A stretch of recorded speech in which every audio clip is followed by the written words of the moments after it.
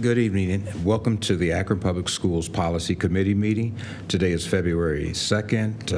I am Chair Reverend Gregory Harrison. We have with us Vice Chair Carmea Kelly and a member Dr. Renee Molnar. We also have with us Board Member Phil Montgomery, Board Member Phil Montgomery, Superintendent Mary Outley, Attorney David Sapusik, the District Legal Counsel, and Assistant Superintendent Dr. Wanda Lash. Want to begin this meeting by the approval of the minutes from the January 13th meeting. So moved. We have a motion by Dr. Renee Molnar. Second. Second by Member Kelly. All in favor? Aye. Aye. The previous minutes have been approved. We will go right into, well, we will ask do we have any public participation? We have no one here for public participation. We will go into the discussion topics of 3 items. 3.1, 3.2, and 3.3. These are transportation policy updates by Neola, and I will ask Attorney Sapusik to present that. Thank you, Mr. Chair. The policies on the agenda for tonight are Policy 8600, Transportation Policy. 3.02 is policy number 8640, transportation for non-routine trips. And item 3.03 is policy number 8650, transportation by alternative vehicles. As you mentioned, Mr. Chair, these are Neola updates to existing policies. These policies were originally in committee in December and then were presented to the board at the December 8th board meeting. There was some discussion and comments regarding these 3 particular policies, and they have been referred back to this committee for some additional discussion on some term language regarding acquisition and operation of passenger vehicles with either 9 or 12 individuals. That was the focus of the discussion. So there have been some modifications made. Deborah Folk is here as well if there's any questions from the committee on these minor changes to the policies. Thank you, Attorney Sapusik. Does the committee have any questions? Any committee member have any questions?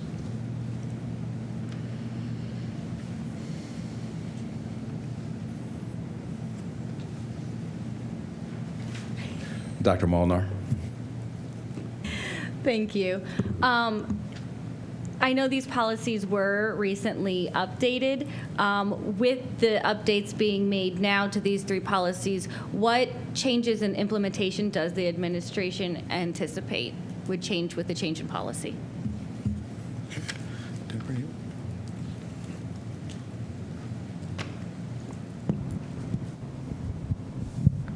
Good evening, Chairman, Vice Chairman, members, and Superintendent. At this time, this would allow us to determine if we could purchase a 12-vehicle passenger unit for alternate transport as long as it's legally allowed to be purchased under the federal and state guidelines. And it also would allow us, if necessary, to allow an invoice to be provided to an organization that would consider paying for the cost of a field trip. Those are the only 2 changes to these 3 policies.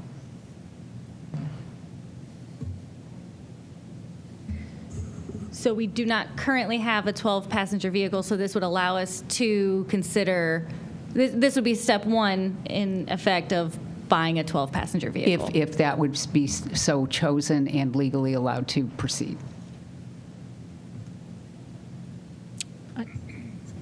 Member Kelly. Thank you, Member Harrison. For the policy transportation for non-routine trips, it's mentioned here that the board shall assume transportation costs for a certain number of field trips as specified in the superintendent's administration guidelines. Can you provide more context to that? Field trips are put into the process of being approved first by the educational leaders that come forward in the departments. After they are approved, then they are put into our trip tracker software to determine if transportation is needed and what type of transportation is appropriate. As an example, it is more appropriate at times to use a school bus. At times, it could be a smaller unit, such as a 9 or 12 passenger van. We currently own some current vans under our CCAA program, and we could then also determine to use a charter service if it is appropriate and we are not able to provide the service because the service needs to start during the school time in which our vehicles are already under use. Thank you.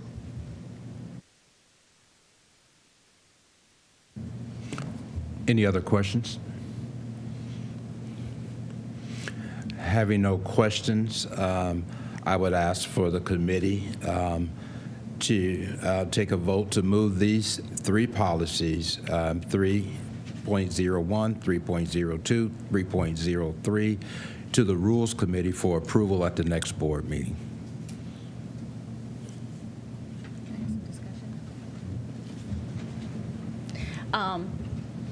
I will motion to move these policies to the Rules Committee. I will ask, though, that at the Rules Committee to include some of that implementation information. So, for instance, as Director Folks just mentioned, we're going to need to make a determination what type of vehicle do we use when. Provide that as an example so we can see that, and then also an expected review window of when we would check back on this policy to see how it's working. So do you think 6 months, a year, when would be a good time to review the implementation? Thank you.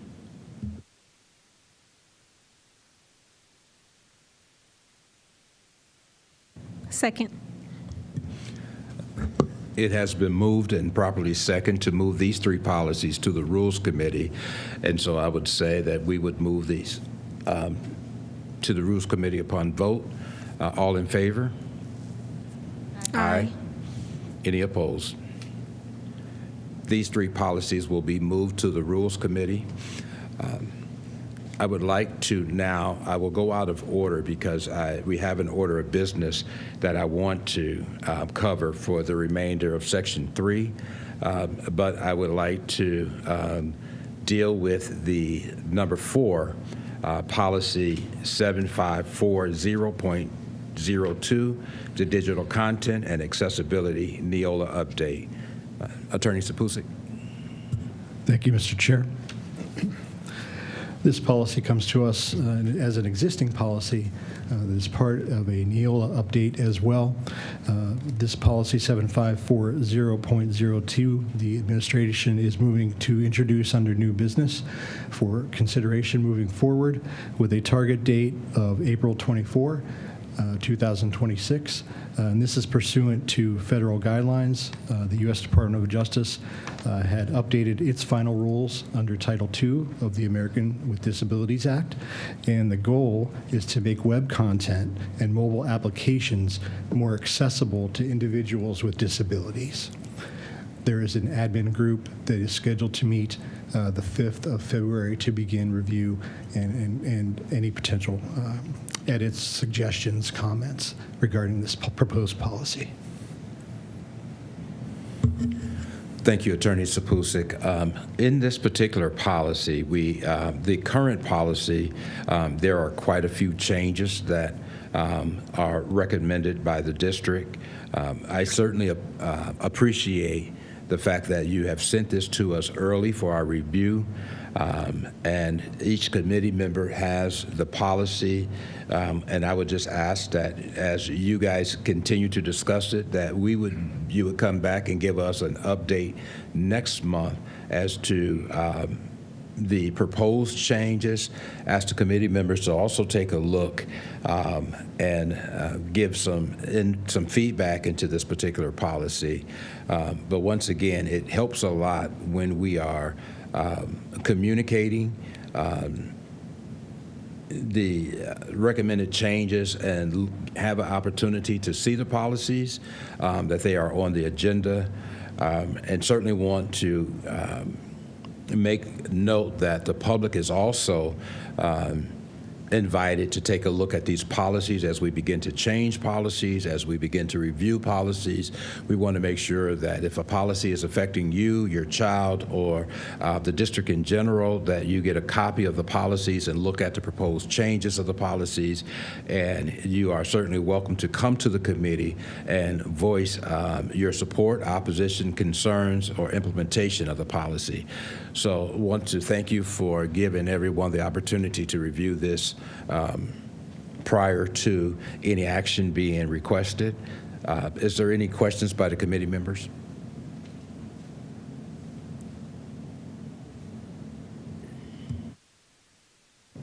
Having no questions, we will move on to the next agenda item. And I would like to take a moment now to address the agenda, the policies that are currently on the agenda. We currently have 7 policies that are on the, we currently have 9 policies that are on the agenda that we just have not been able to address because some of these policies are extensive policies that need to be addressed.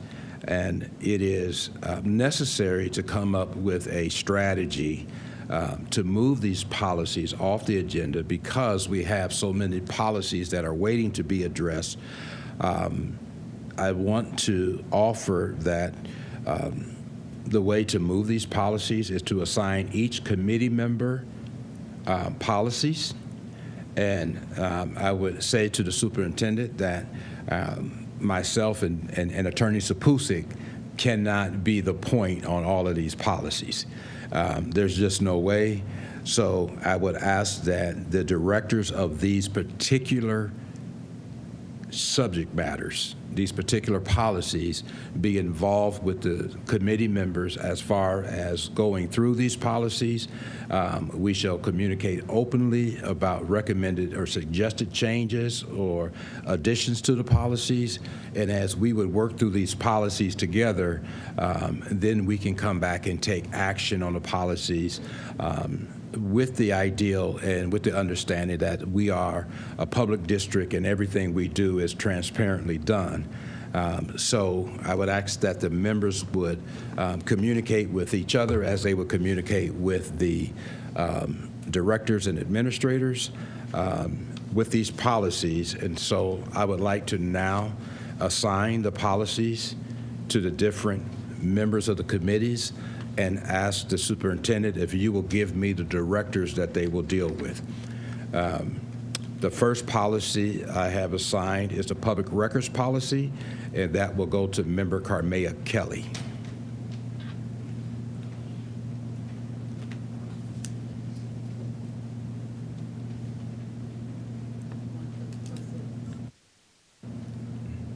Superintendent. Would you like me to tell you the administrator at this time or just take the list and then let you know who would be supporting them? I think I know, but if you could give it to us at this time, Okay. Because they're very specific to the departments. Okay. Okay. So the public records policy will be Member Carmea Kelly. Okay, and Wayne, Mr. Bowers has gone to board as our public records officer, so I would align him to Member Kelly. We just discussed the digital content and accessibility policy. That will also be Member Carmea Kelly. And you will be working with Nate Runyon. And Member Carmea Kelly will also be assigned the public complaint policy. Public complaint policy. Is it, am I permitted to ask her to work with me? Oh, absolutely. Okay, You're I the would like- superintendent. Yeah, oh, absolutely. And I'm sorry, I should have given the numbers. The digital content was 7540.02. The public records policy does not have a number as of yet. The public complaint policy will be 9130.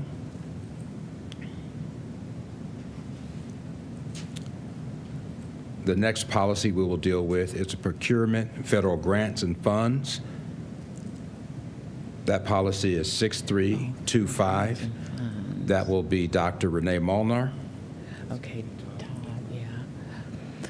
Yes, for that one, Todd Atkins, our assistant treasurer, and our business affairs executive director would be Deborah Folk. Policy 6460, vendor relations. That will be Dr. Renee Molnar. And executive director Deborah Folk. Policy 646001, independent contractor operators policy. That will be Dr. Renee Molnar. And Deborah Folk, please. The two policies that I will have, Gregory Harrison, will be temporary reemployment of retired administrators. That would be our executive director of HR, Chase Campfield. And the last policy will be the administrative leave policy. That will also be Chase Campfield, our executive director of HR. And the last policy I don't see on the committee on the agenda, but it does not have a number. That would be the equipment tracking policy. And so I think that is a joint policy that we will work on together as a committee and as the administration. Okay. Superintendent? Thank you, Chair Harrison. May I also ask that for the parent concerns, if Dr. Carla Chapman could also be on your contact. There is an ombudsman in the district, and that person serves under Dr. Chapman's leadership, so I would like her to join us as well. Thank you, Superintendent Outley. This is a short meeting today, but I do want to acknowledge the federal, the President Donald Trump's, rescinding his appeal with the Dear Colleague letter that the district received.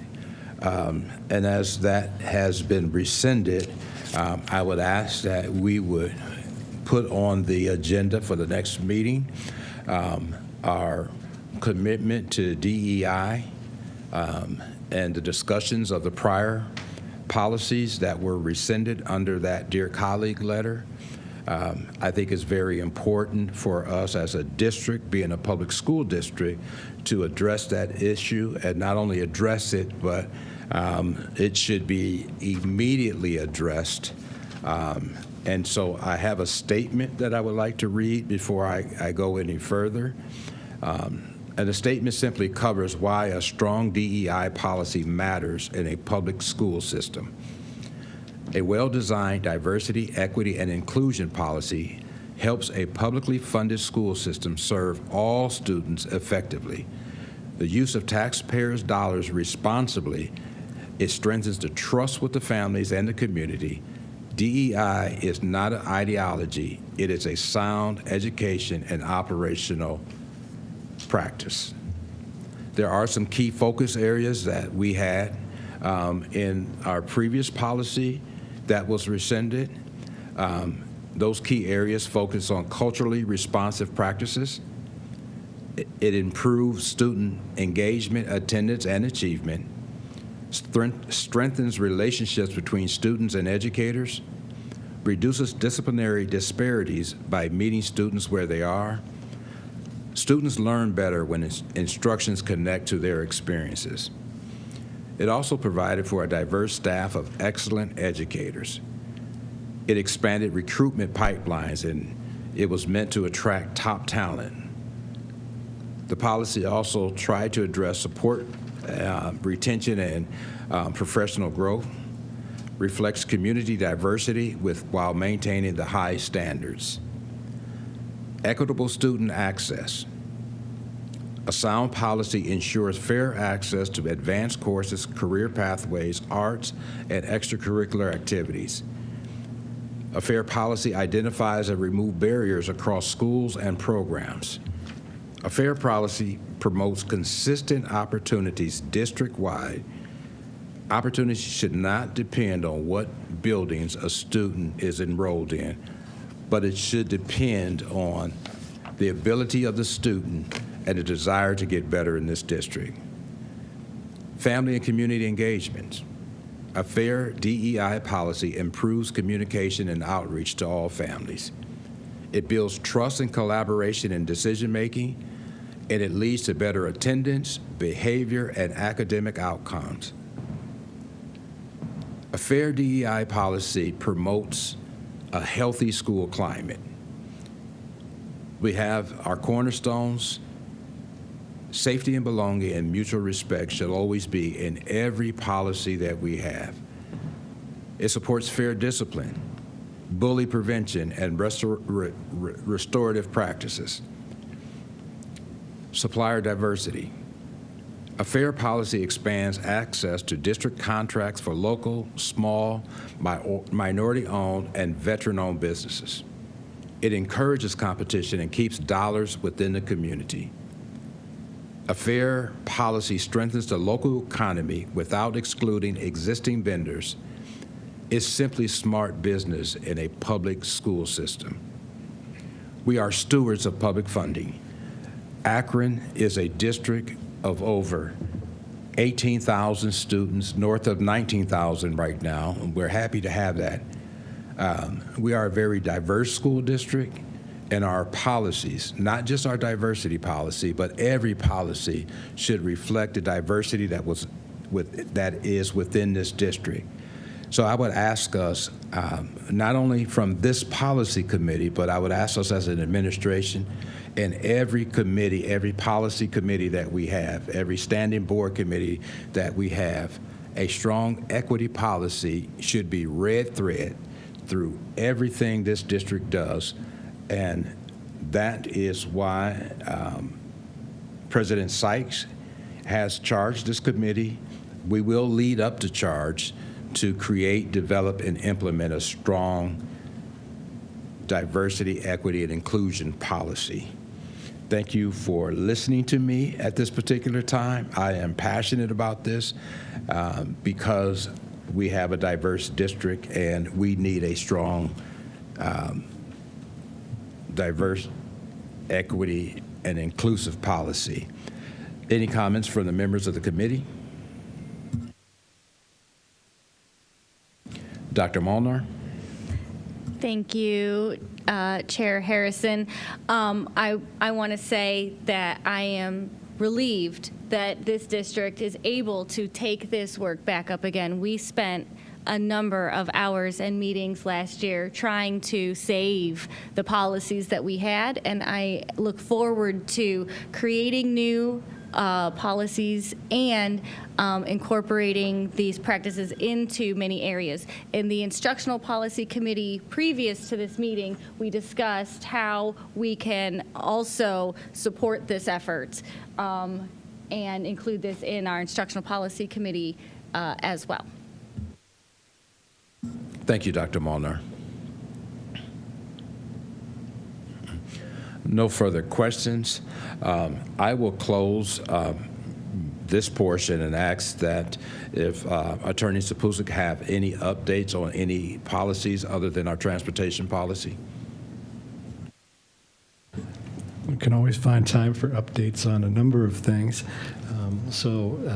Briefly, on the agenda, and one of the policies that you had mentioned is in currently in old business.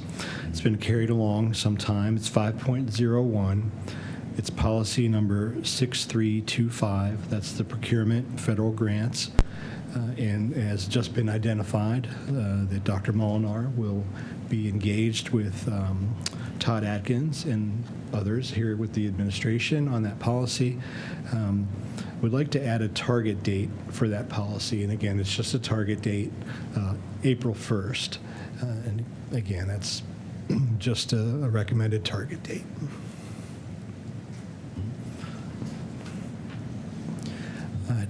At this point, I don't have any additional comments on policies. We'll engage in meaningful discussion and conversation and look forward to it. Thank you, Attorney Sapusik. We have a lot of work to be done. We don't have time to, well, we have not looked at the policies moving forward. So moving forward, I would expect an update next meeting for some of the policies. I understand that we can't work on all of them at one time, but I would ask that we would prioritize these policies. The public information, public records policy, I would ask that that would be a priority, and the inventory policy, inventory, I would ask that that would be a priority.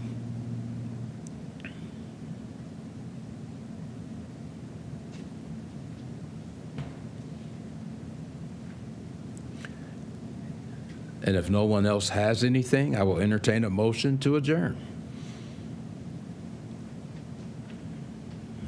So moved. Second. It has been moved and second for adjournment. All in favor? Aye. Aye. Any opposed? We stand adjourned at 6:08.